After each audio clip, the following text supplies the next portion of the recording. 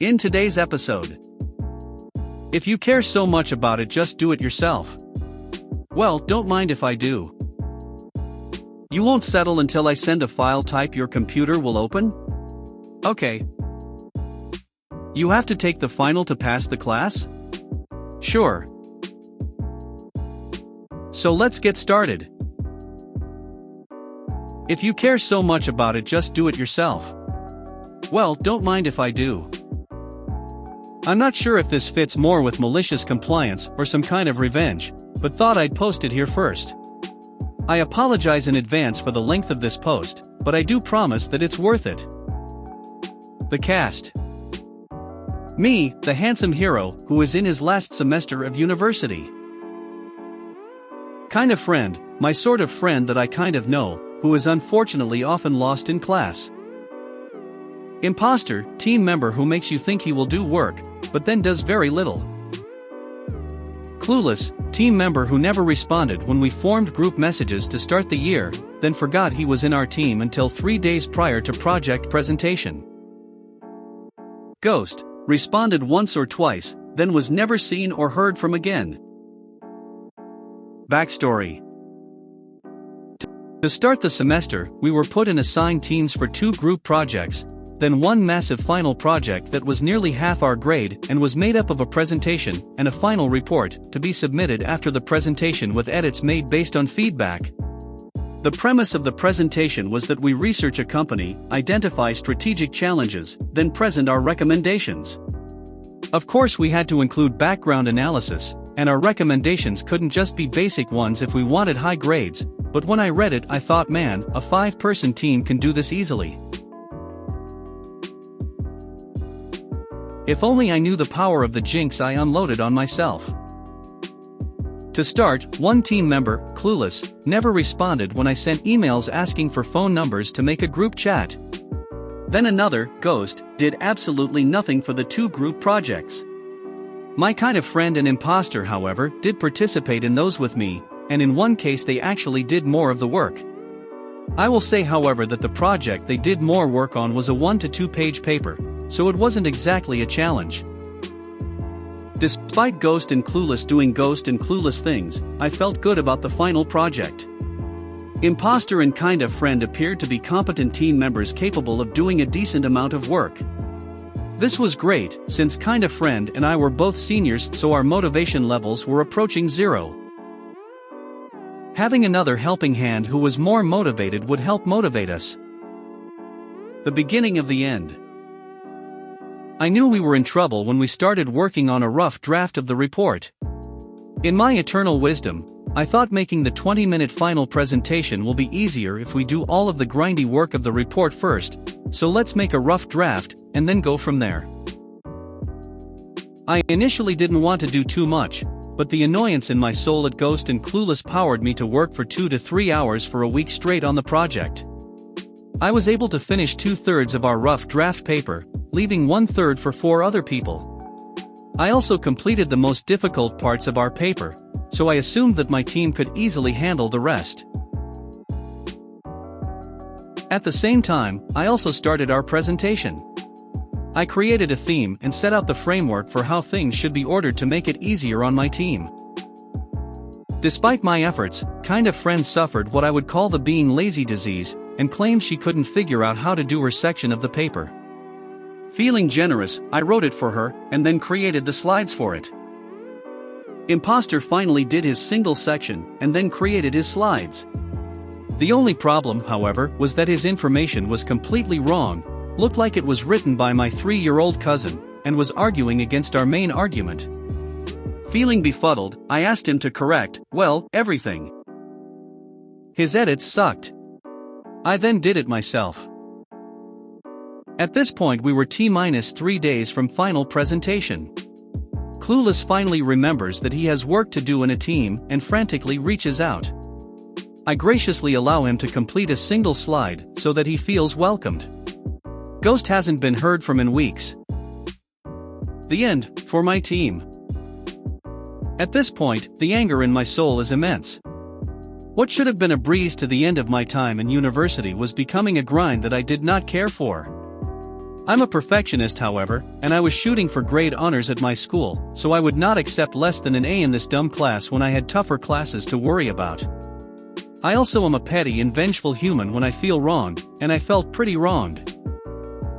The idea for a master plan was beginning to form, but my team could still redeem themselves. Ghost then no-showed our final presentation. My teammates all didn't remember anything from their slides despite me trying to organize practice time, and being ignored, and one even forgot the order of his 3 slides. Q frantically flicking through to find the info he wanted to talk about. I was now approaching critical mass. My team did no work despite their responsibilities being painfully easy, and they nearly botched the entire presentation that I spent hours working on. The idea of my team receiving any credit for the work I did was a thorn in my side. It finally boiled over when we were making the final report edits. Clueless was writing something just magnificently bad, not relevant, and not needed. I politely asked him to fix this, but he refused, telling me to worry about my own sections. Considering I was the only person who actually knew anything, I was pissed. When he signs off, I fix his crappy work, and then move on with my life. The next day I wake up to a quite angry message, signed off with a message telling me that if you care so much about this report, then just do it all yourself. I'm done. That is when the volcanic eruption of my anger and pettiness exploded. The compliance. The compliance was actually too easy. I'd already done 2/3 of the work myself, and the remaining 1/3 of the work was stupidly easy. I created a new final presentation document with my name alone, and began swapping my new and improved edits to it. I also included all the graphics, charts, and tables I'd made for our PowerPoint. Writing my team members' sections were easy, as it was simple busy work. In one day I did it all, and I went all out. I've never grinded so hard in my life at an assignment, and that's including the grind I'd already done. The report was due 3 weeks after our presentation. I spent 1 week straight working on it, each day double-checking my work, and including layers and layers of citations, appendices, etc. The second week I spent reviewing and fact-checking. I spent the third week drinking with my friends. When it came to submission time, I easily sent mine in when it opened. I made sure to include a note as well to my professor about how it was my report, and mine alone. During this time, my team occasionally texted in the group chat, but not a single person noticed my lack of texting or messaging. When it came submission time, no one said a thing until 2 hours after the deadline, when a team member asked me if I'd submitted it. I said yes. The fallout. Several days after the due date, I receive an email from my professor. He asked me to come in for a meeting. At this meeting he grills me about my submission, my team's work, basically everything to see if I was lying. I explained the entire thing to him, as well as showing how I'd done basically everything. The platform we used for the PowerPoint and report shows who made what edits, so it was very clear that I'd done everything. I get a bit of a lecture about how I should have come forward sooner, but he tells me that my report was the best one he's seen in years, and combined with how good I performed during the presentation, he was giving me an A. After that, he told me not to worry about the team anymore, and to have a good graduation. Eventually, I found out that my entire team, barring myself, received a 0. Ghost and Clueless would have to retake the class, meaning that they were not graduating. I felt bad about kind of friend getting a 0, but I gave her all the chances in the world to do literally anything. It always turned into Burrito Deleter 23, I just can't think of how to do this. Can you? She also was already taking summer classes to graduate, so whatever. I got some mean messages from Ghost, Clueless, and Imposter, and I'm not sorry to say that I responded in kind. I know some of you may disagree with my actions, but I felt it was warranted and do not care. If you're ever in a team for class, always try to be nice and attempt to do some work. I wouldn't have done this if my team did the bare minimum and acknowledged the work I did, but they chose to do neither. You won't settle until I send a file type your computer will open? Okay. Hey guys! I hope you all enjoy another lawyer story. Same disclaimer, I'm not your lawyer and none of this is legal advice. Don't take legal advice from internet randos. Client comes in with a seemingly simple auto collision. Client was hit, other driver got out and said something like, "Oh my god, are you okay?" "I'm so sorry, I dropped my phone and reached to get it." Client had a dashcam which recorded the whole thing, including the admission of guilt. Easy client, right? Turns out the admission was really important, because the type of accident didn't make a determination of fault easy. Imagine a rear-end collision at a red light as an easy determination, but a collision at a four-way stop sign as a hard determination. When the cops showed up, the police report found both drivers at fault, and did not mention any statements from the other driver.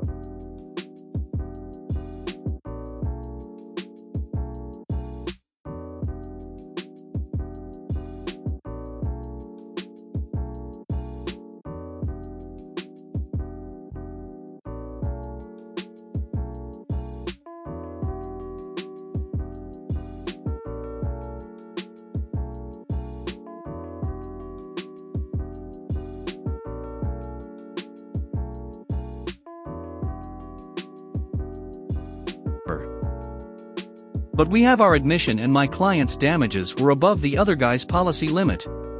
So I send a demand to the insurance company for policy limits. Note that the insurance company has an obligation to negotiate in good faith, which becomes important later. Lawyer from insurance reaches out and says, basically, "Look, my client says they were driving safely, and the police report says shared fault. The initial offer is like 10 grand. I replied, "Yeah, but my client had a dashcam, and it recorded your client admitting fault." It's important to understand that this was before dashcams were common. It wasn't my first case with a dashcam, but it might have been my third or fourth. No mention of the dashcam was made on the police report. Insurance attorney says, "I imagine while twirling a dumb mustache, interesting, can you send me a copy of the video?" I say sure and send it over. He replies, "I can't open this." So I send him a link to VLC Media Player. It's a weird extension, and Windows Media Player won't play it. But VLC will. Just follow the installer instructions, and it should play no problem. He says, "I'm not installing something to watch your alleged dashcam video. Send me a file I can play if you want me to consider it." This makes me unhappy, but I tried again. It will take less than a few minutes to install. You can watch the video and listen to your client admit fault. He say, "We are done here until you send something I can play." Cue malicious compliance music, country grammar. Start super cool montage of me going through other client files. Stop montage as I open a file, and my face is bathed in a golden light radiating from an old Memorex CD. So I found a different dashcam video, which did not contain any sound, but it could be played with Windows Media Player, and it was close enough to my current client's facts that if you weren't paying attention it could pass. Other attorney just asked for a file he could play, right? I sent it over. He says, "Wow, no sound. Guess you're done, buddy." So I sued. During discovery I sent a CD over which included the original video and a copy of VLC. He must have ignored it because he didn't say anything about it. During a pretrial motion hearing, I played the video for the judge. The judge might have heard the other lawyer's jaw hit his desk. The insurance attorney says, "Your Honor, this is not the video he sent to me." In my mind's eye I see the malicious compliance Death Star preparing to fire. "Judge, I thought he might say that." Here is a copy of our emails where I described the video, provided the video, and sent instructions on how to play it. Here is a copy of the CD I sent with discovery, which also has the video and a copy of VLC. Finally, here is a copy of the unrelated video which I sent to fulfill his request of something he could play. Other attorney asks for a recess. Because he refused the initial demand of policy limits, I told him, I would argue he did not negotiate in good faith. We settled for well above policy limits. Client was very happy. PS don't go to law school #not worth. You have to take the final to pass the class? Sure. This isn't a very complex MC with a huge payoff, but it was short and sweet, and I wanted to contribute a story back to you guys for all the previous entertainment you've given.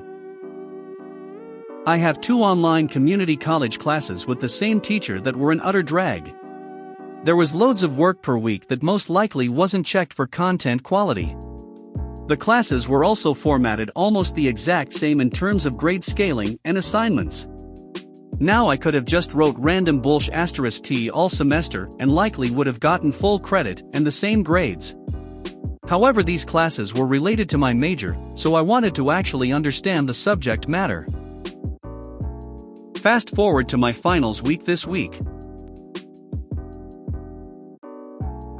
It turns out the finals weren't even cumulative and only covered 5% of the grade like the other tests.